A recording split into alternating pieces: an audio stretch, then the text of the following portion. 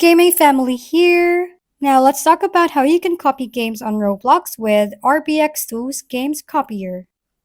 To begin, head over to this site. Once you're in, you can read more about RBX2 Games Copier and basically the selection of tools they offer. For this tutorial, click on the Game Copier option and next go to the page of the game you want to copy.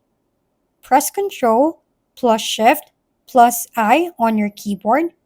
If the network tab doesn't show up, click the two right-facing arrows to find it. Refresh your page once you're in the network section.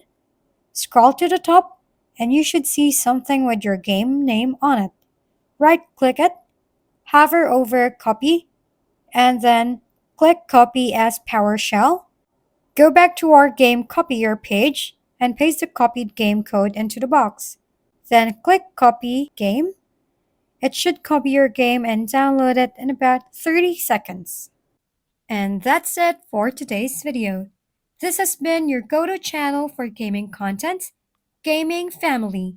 Don't forget to like, subscribe, and leave your comments below. See you on the next videos.